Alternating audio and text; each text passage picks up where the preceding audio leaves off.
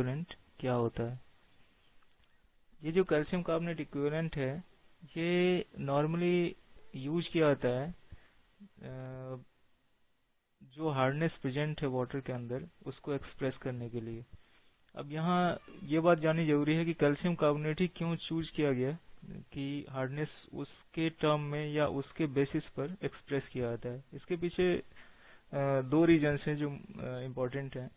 वो ये है कि this is the most insoluble salt. जैसे कि आपने देखा होगा इससे पहले कि जो टेम्पररी हार्डनेस है वो कार्बोनेट्स के फॉर्म में सेपरेट हो जाते हैं।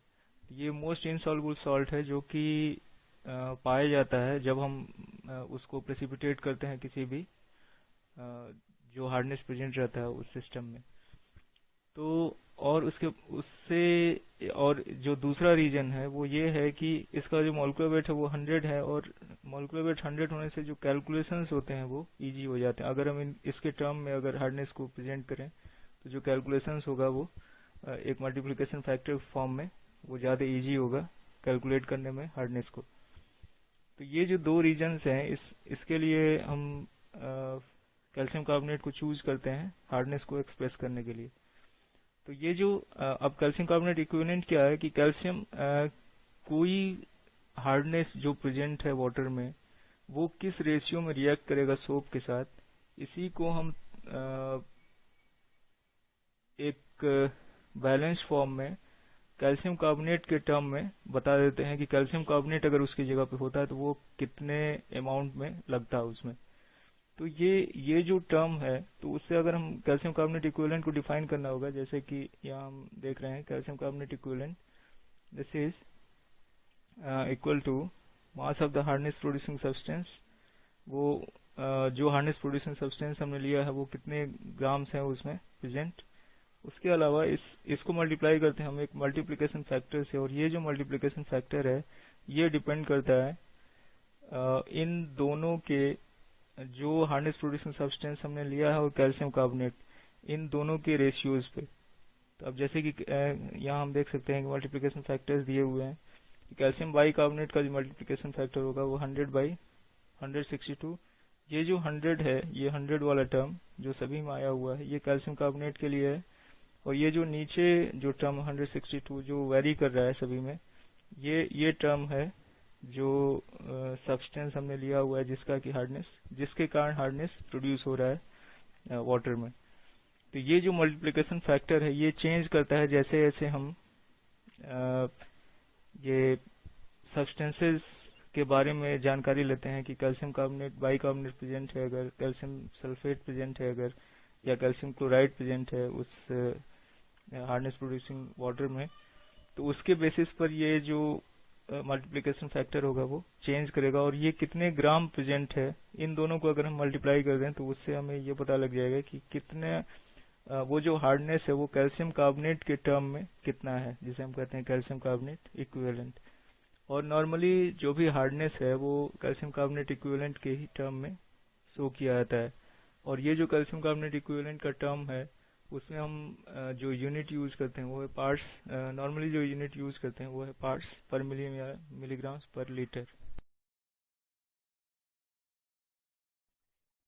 आइए जानते हैं कि कौन से यूनिट्स हैं जिनके टर्म में हम हार्डनेस को बता सकते हैं।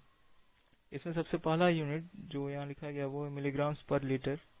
ये जो मिलीग्राम्स पर लीटर है ये बताता है कि कितने milligrams of calcium carbonate equivalent hardness present है 1 लीटर में। This is the amount of milligrams of calcium carbonate equivalent hardness present in 1 litre of water.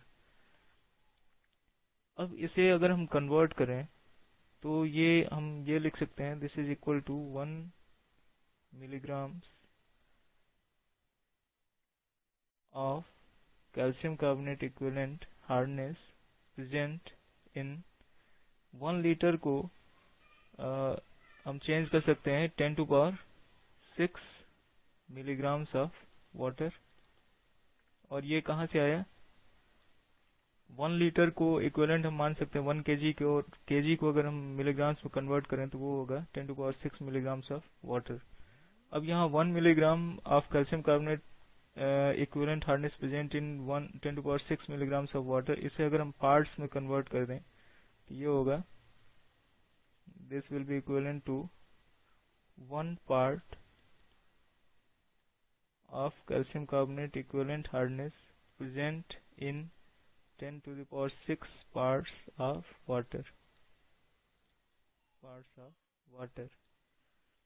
ये यही जो है 1 part in 10⁶ part, 10⁶ को हम कहते हैं मिलियन, तो ये जो है ये हो गया, this will be equivalent to 1 part per million, जिसे हम कहते हैं ppm। तो ये जो 1 milligram per litre, this is equivalent to 1 ppm। Hardness का सेकेंड यूनिट है degree French, and this is the 10 times more concentrated unit of hardness। ये हम कह सकते हैं कि ये जो है 10 गुना ज़्यादा कंसनट्रेटेड होता है, जिसे हम कहते हैं मिलीग्राम्स पर लीटर। और ये कैसे है, क्योंकि 1 degree French this is equivalent to 1 part of calcium carbonate equivalent hardness present in 10⁵ parts of water। अगर 10⁵ parts of water में 1 part of calcium carbonate equivalent hardness present हो तो वो कहलाएगा 1 डिग्री फ्रेंच। जबकि ppm क्या था, this is 1 part of calcium carbonate equivalent hardness present in 10⁶ parts of water। तो 1 डिग्री फ्रेंच ये कह सकते हैं कि this is 10 times more harder than the ppm, 1 ppm।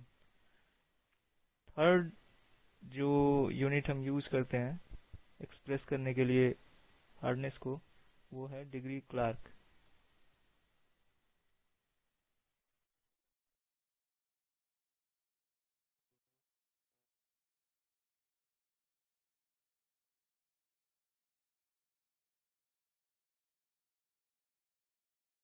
Degree Clark को हम डिफाइन कर सकते हैं, 1 degree Clark will be equivalent to 1 part of calcium carbonate equivalent hardness present in 70,000 parts of water। तो ये जो यूनिट है ये और ज़्यादा हार्ड यूनिट है, जो कि मोर हार्ड सॉल्यूशन को एक्सप्रेस करता है, जिसमें 70,000 पार्ट्स ऑफ वाटर में 1 part of calcium carbonate equivalent hardness present रहता है। अब इन तीनों यूनिट्स को अगर हम देखें कि इनके बीच में इंटर रिलेशन क्या है, तो वो हमें मिलेगा कि the inter relation between ppm milligrams per liter, degree French and degree Clark is 10 ppm। this will be equivalent to 10 milligrams per liter, 10 milligrams per liter, this will be equivalent to degree French